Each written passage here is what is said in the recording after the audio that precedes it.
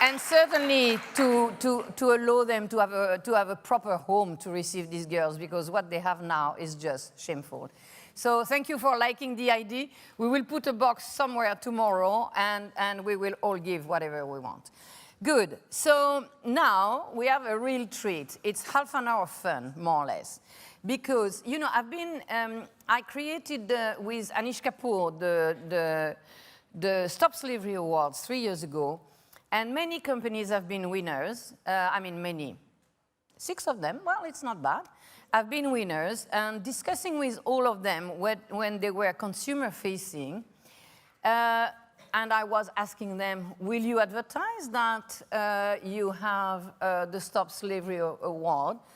Their answer was always, oh yes, of course, we will advertise internally, massively, because the staff will be so proud. But, you know, externally with the consumers, not sure. And to be frank, probably not. Because the consumers don't like to feel guilty at the moment when they buy. And it seems that everything converges on that you don't want to make the consumer a bit nervous when he's going to buy, and then he will choose something else.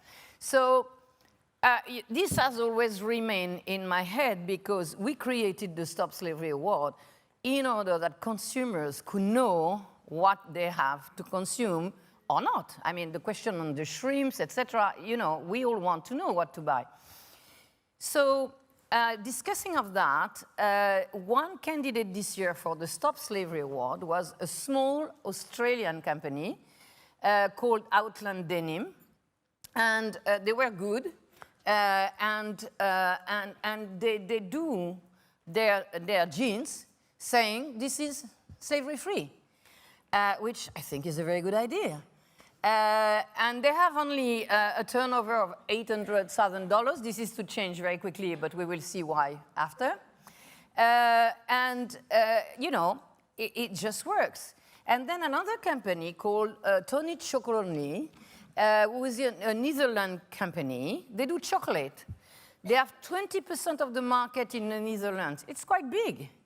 And their advertising is, we try to be slave-free. Well, I thought it was worth having a discussion with these 2 gentlemen to hear what they have to say about it. Is it a USP? Is it something you want to advertise? I think you should.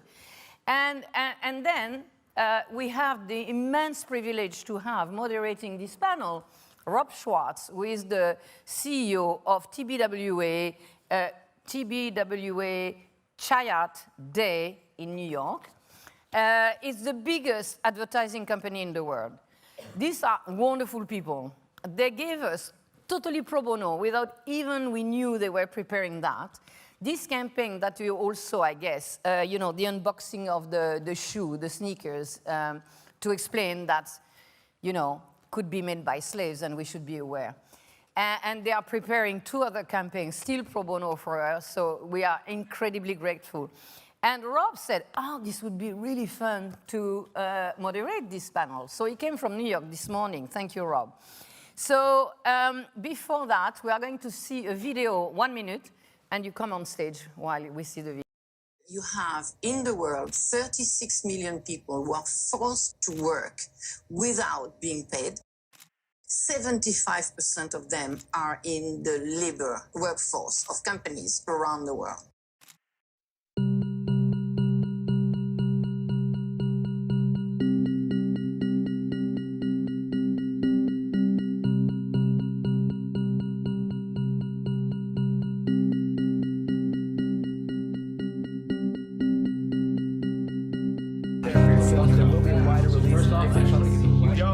Yo, hey guys, it's poppin'. Jacques Slade here. Back with another unboxing. Very nice packaging. It says handmade right there. So it went from handmade to slave made. It looks like a custom sneaker. There's writing all over it. Here it has the number 161. It says modern slavery exists in 161 countries and counting, which is crazy. And then the reverse of the tongue says there are 40 million slaves in bondage today, more than in all of recorded human history combined, which should make us all a little bit uncomfortable. Every 30 seconds, a person is enslaved, which is crazy to think. Looks like here, it says 150 billion illegal profits made each year from slavery. That's insane. So there's a dust bag here. It's a letter. As you probably figured out, the shoe you're unboxing was not made by a slave. Only by working together can we free the 40 million slaves in bondage today all over the world.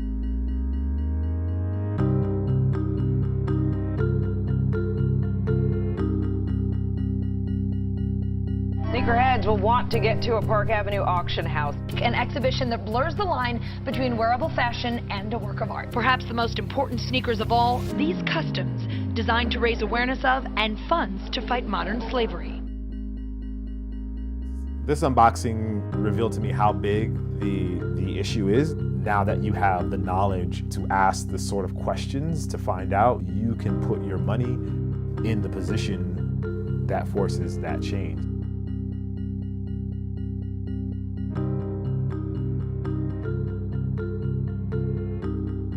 It looks like a pair of headphones.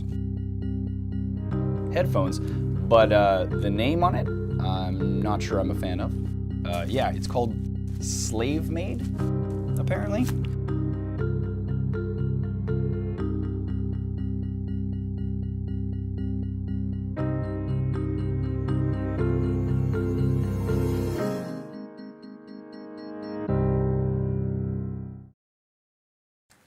Okay.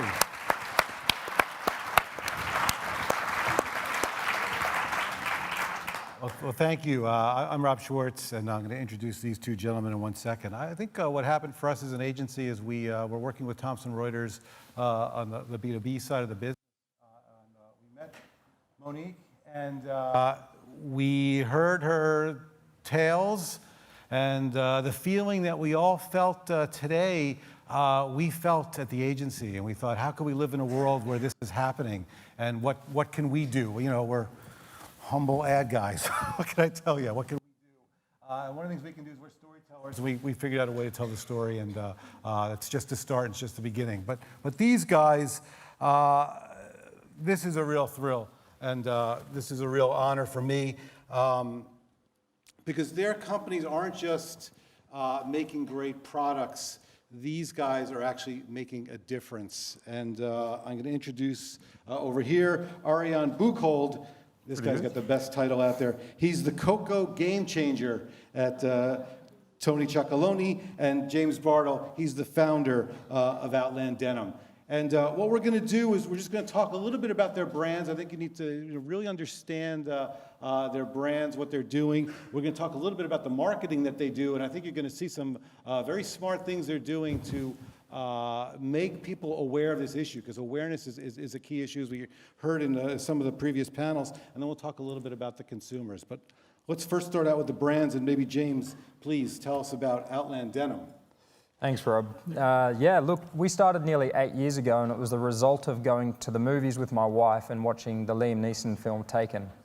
The film is a fictional film, but highlighted the fact that there's human beings being stolen and sold for human profit right across the world. And as my wife and I began to research, we soon discovered that this problem was very deep-rooted, and it was in every country in the world. And so I had the opportunity to travel through Southeast Asia, where I got to see what it looked like on the ground.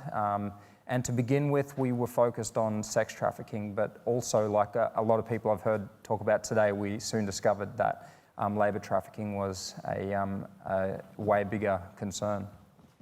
So we wanted to create something that was genuinely sustainable in every way, and that meant that we had to, one, follow supply chains and make sure that our raw materials were produced and grown in a way that nobody was exploited in the process.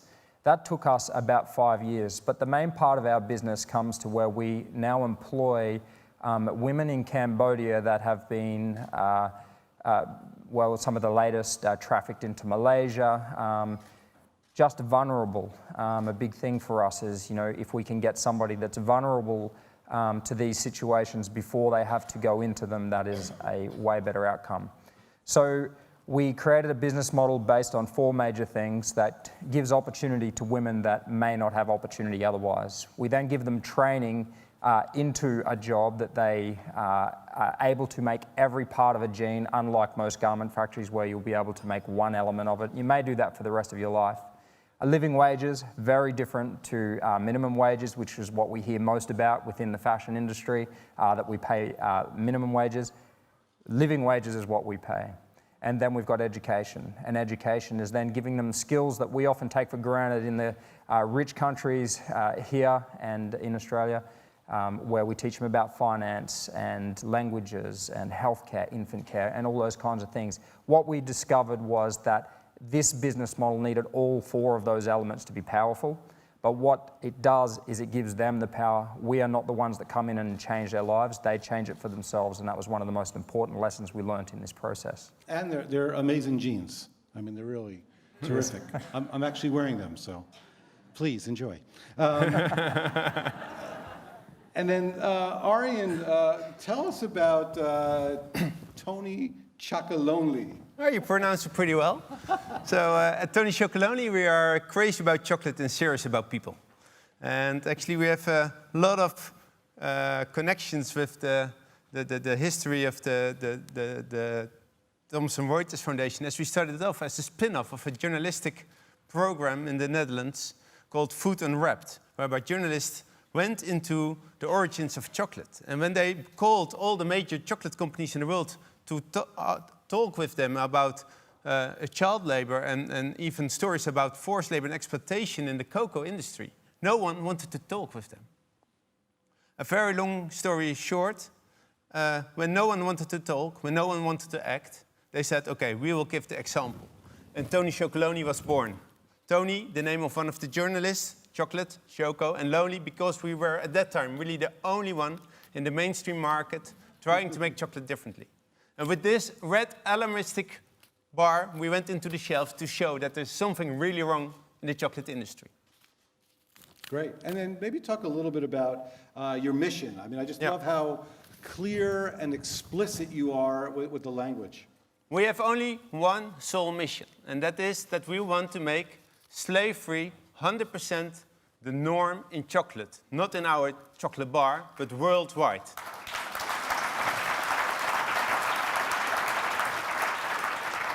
And we do so by, we created a roadmap, and we want to raise as much awareness as possible about topics. What is in your product?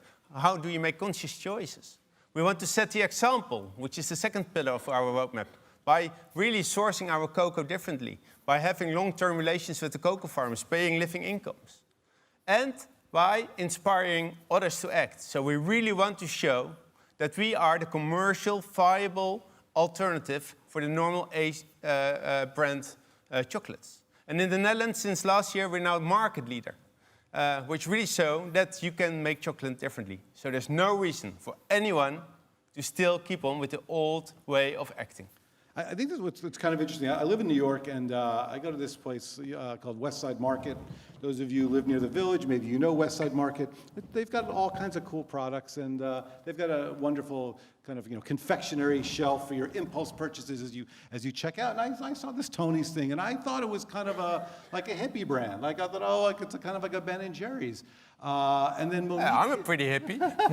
And then Monique connects me, and holy cow! And I think maybe it'd be worth it, Arjan, if you could just show them what's going on with this chocolate bar. I mean, Okay. I know you guys have some, but stuff's going on here. This morning, you got all a chocolate bar in your bag, which is actually bad news, because I think you cannot share it anymore when you come home, because you eat it already.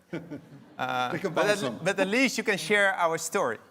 And our product tells our story. So if you look in our chocolate, a normal chocolate bar is divided in equal pieces, right? So we think that's quite interesting. If you have more than 2 million farmers, cocoa farmers, living under the poverty line, more than 2 million children working on cocoa farms, more than 30,000 victims of modern slavery in the cocoa sector, and you have a handful of giant chocolate companies making billions of euros, then we think it's quite funny that your chocolate bar is divided in equal pieces. So we divided our chocolate unequally. It's a real drive, like the real world. And we have this now in the Netherlands for a bit more than 6 years, and still every day people are calling me like, oh, my children are fighting for the biggest chunk, and this is annoying. And then we tell the story, and people become fan and tell the story to others. That's how we make people conscious. And I think the other thing that's also very powerful, when you look at the wrapper itself, these guys are not shy about the story. And as somebody who grew up in the advertising business as a writer, when I see the language just being so clear and exuberant, two things happen. One is that as a consumer, you're kind of learning about something. Wow, this is a slave-free, I didn't even know slave-free was an issue. And then secondly, there's a tone of voice that makes it, believe it or not, somewhat welcoming. Wow, I can get into this world. Because as we saw today, it's a very heavy topic. As Monique pointed out, consumers don't always want to think about this when they're buying an indulgent product. But the way that these guys have done it, I think really invites people in to showcase the change and make the change. Now, he's not alone. So I was going to do this panel, and I ordered the Outland jeans. I didn't know James at the time, so I paid full retail. And can I tell you, it's worth every penny, because when you hear the story, you feel, I mean, the jeans feel good as jeans, as a product. The product is excellent. But you cannot imagine how good it feels to know that the people who made the jeans are actually living a good life and not being exploited. And it makes you feel like, wow. Like, yeah, and I start questioning every other piece of my wardrobe. So I want James to take us through. This is the pair that didn't fit. I think I was nervous about the conference, so I lost a little weight. But I want you to take us through what's going on with the Outland jeans. Well, look, for us, you know, product is everything. You know, and we know that without a great product, we'll never be a sustainable brand. We'll always be a charity, and we are passionate about the product that we produce, and therefore it's finding the right fabrics and where do they come from and what is the qualities of those fabrics and how do they last. They're the things that we focus on as a brand. They're the things that's going to offer freedom to the people who make them eventually. But for us, we didn't want to lead with the story. Our marketing strategy is very much a PR-based one. As a brand, we want to talk about our product, but we want you guys to talk about what's behind our brand. And we believe that that's a way more powerful model for us because it has way more credibility when it comes from you versus when it comes from us. The ultimate scenario is so when somebody buys our product for the fit and the feel and the look of it, and then one day they're at home and they're washing it, and they turn it inside out and they discover on the inside of the pocket that there's a note written from one of the women who make the jeans. We think that that being the secondary message in this process is really powerful. And so on the inside of every jean, I don't know whether the camera can zoom in and actually see that there, but you will see one of the women that's been trained over a 2.5-year period that's come from absolutely no skill as a seamstress to being able to produce a premium quality jean that sells on some of the most premium stores in the world. So I guess for us, that really demonstrates true liberation from what can be shameful for them in the past that some of them have come from, to becoming leading seamstresses in the world of denim making, one of the hardest garments in the fashion industry to produce. And James, let me talk about these two hashtags, which I discovered as well. One is #ZeroExploitation, and the second is #MadeDifferent. Yeah, zero exploitation is an interesting one, and it's a big call out, and a lot of people try and confront us on that one all the time. That is what we exist to be, is zero exploitation. I often say, I hear a lot of talk about reducing our footprint in the industry, and to me it just seems ridiculous that Richard Branson can build and fly a rocket to the moon, yet we talk about reducing our environmental or social footprint on the world. For us, we look at it very differently. It's zero exploitation. In fact, we need to go even a step further than that. How do we actually solve the wrongs of the industry that's been happening for so long now and turn this into a positive industry that genuinely brings change and genuinely brings freedom? And it's on that I actually believe that poverty being the root cause of most of these human trafficking issues is solvable through the fashion industry. That comes through education. And Made Different Made different is because they are made so different. On a manufacturing line in a factory, like I said earlier, you might just make pockets for the rest of your life. But this jean is made by a woman who has been able to be brought to making the entirety, which means that we've been able to give her the ability to be equipped to get a job anywhere. And that is really important because we can never build them into people that are now dependent on us. We have to make them independent people that can go out and get a job anywhere. And Arjen, amazing. And as James pointed out, poverty is at the core of the issue. I think you guys were finding the same thing as well, right? It's poverty that is one of the root causes here. I think it's one, if not the root cause of many of the social and economic problems that exist in the cocoa sector. So cocoa farmers at this moment in West Africa normally don't have the choice to grow anything else than cocoa, because there are no other products they can sell, or they don't have the entrance to other markets. And they don't have negotiation power with big chocolate companies. So we think it's quite interesting, English meaning, that they all say it's a free market. That it is not a free market. And as long as farmers are price takers, we said we will calculate year by year a price being paid to the cooperatives we work with based on the living income needs and the professional farming needs for farmers and not on the market. And while doing so, we are still mainstream, #1 brand in the Netherlands and in 7 other countries. So again, if any other company says it's not possible, it is. But it should be in the core of your company. And many companies which are here also today, I really applaud them for all their efforts. But take care, it's also in your core of your business and in the core of your company, and not just some CSR on the side. And demonstrated, without question, and demonstrated actually in the product. Now, one last bit on marketing, and this is for you, James. So, which member of the royal family likes Outland denim the most? Harry, the Queen? What happened there? It was an unbelievable experience. Slide too, I think. Yeah, I think there is a slide to go up there.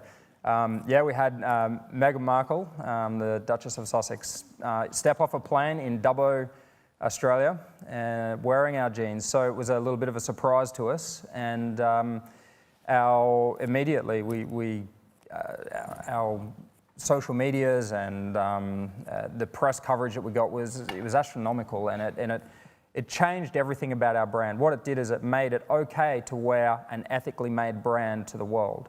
And I guess for us, we can't put a value on that.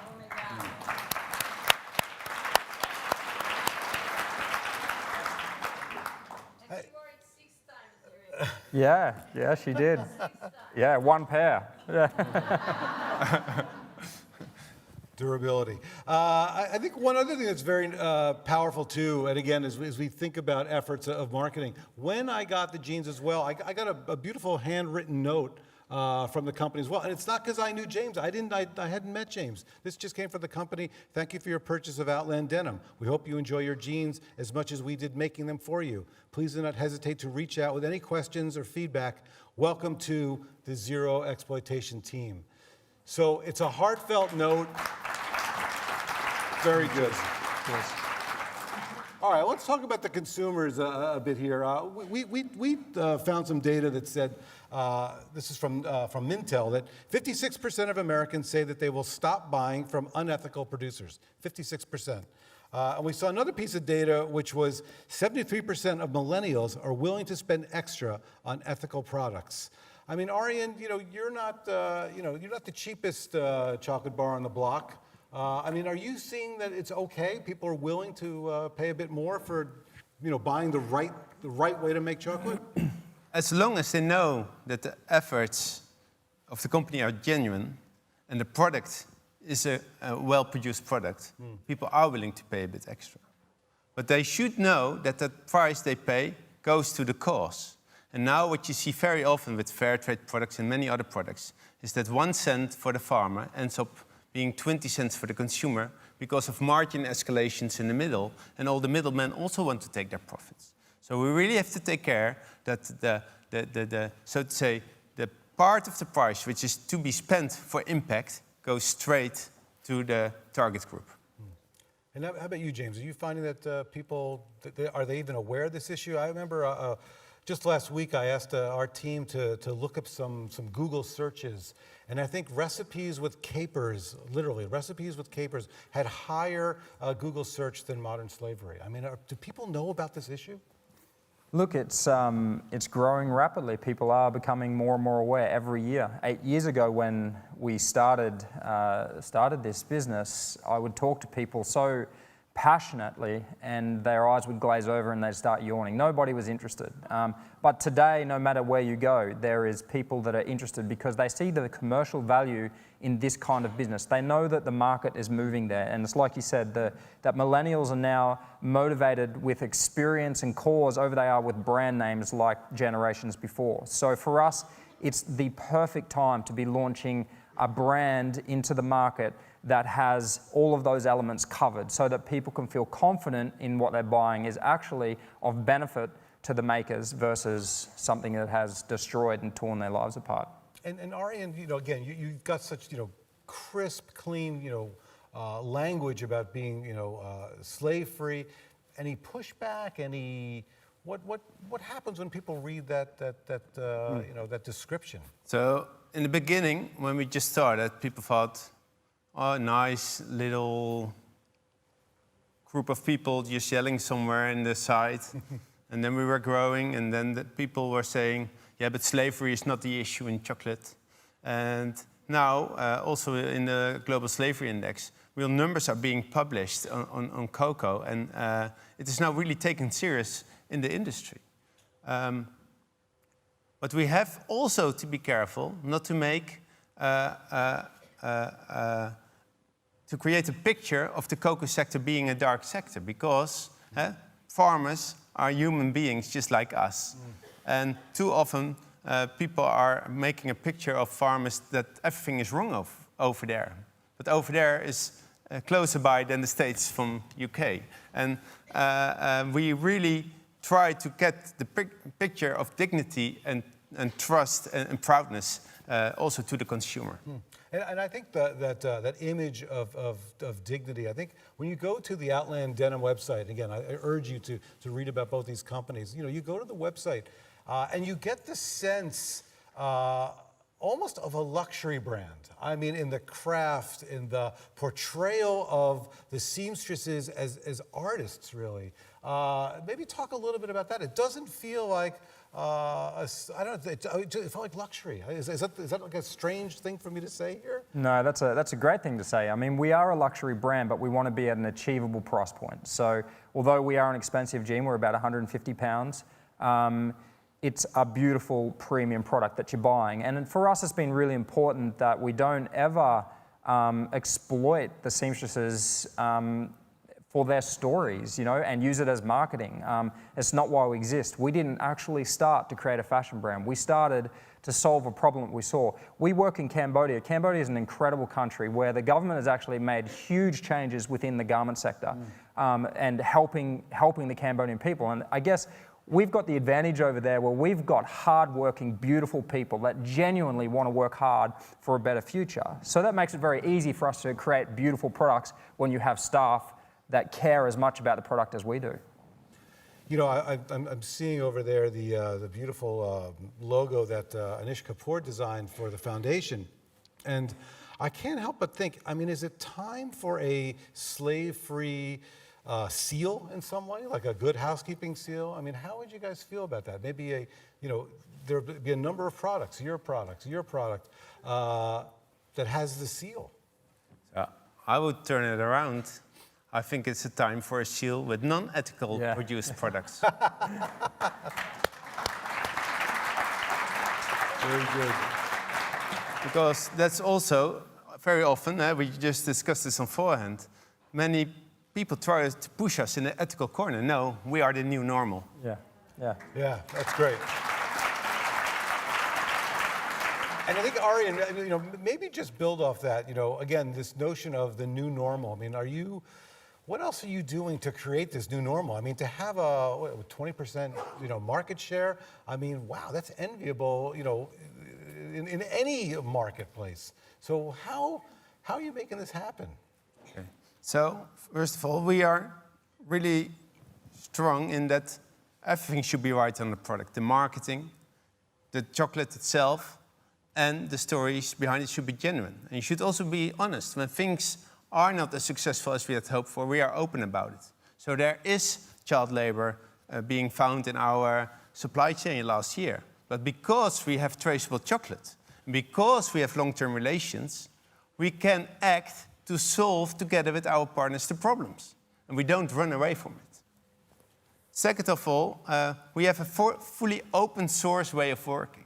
So if other chocolate companies want to work in the way we work, with the long-term relations with traceable cocoa, working on improving those cocoa farmers' lives, they're even very welcome to use our supply chain. While normally chocolate companies keep the supply chain really for themselves, we are opening it up. Wow, amazing. That's amazing. And James, you and I were chatting a bit about lunch. I mean, if you had your druthers and you could maybe work with these planet people who seem to be geniuses here, what would you do with technologies? We talked a little bit about maybe like an app that could showcase the sourcing of some of the cotton. Yeah, well, we think that Planet should put together some data that can track our cotton fields, and Apple should just put one of those little apps on all of their phones that goes out that you can't erase, like their mail one, that shows it. I mean, there's so much that we could do if we work together, and I guess I'm really passionate about that, is collaboration and working with other organisations, like everybody has said here today. That is the solution. It's not just us. We are part of the solution.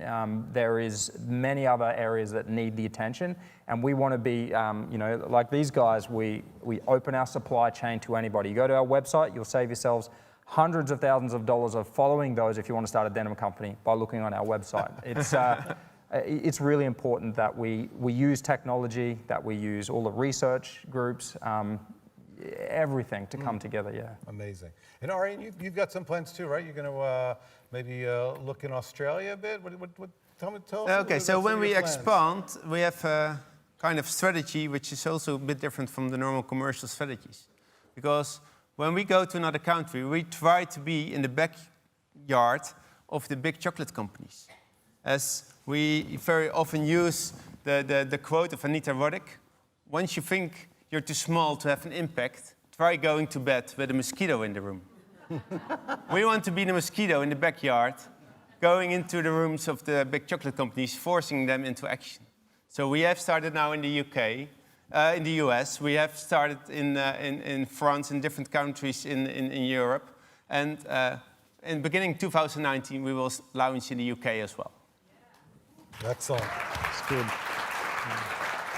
So just winding down for maybe a couple final thoughts. I'm going to ask this question to both of you. James, is doing good actually good business? Yeah. If you don't change your business model to adopt this, you'll be left behind. What do you think, Arjen? So maybe I don't look too philosophical, but Sartre once said, once you're aware, you're responsible for both your action, but also your inaction. And that's really the message I want to bring today. I think that's great. And by the way, if I recall, I think Sartre was a big chocolate lover. I don't know. So I think, again, these two guys, I think a lot of people, wish that they could change the world, talk about changing the world, but I think this is, we're witness here to two people who actually are changing the world. And it's an honor to be with you guys, and it's energizing, and it makes me personally, I want to do more. And I think, hearing the story said, I think people out there want to do more. And the good news is it is possible. And the other good news, there's a lot to do. Yeah. So thank you all for your rapt attention, and give it up to these guys. Thank you.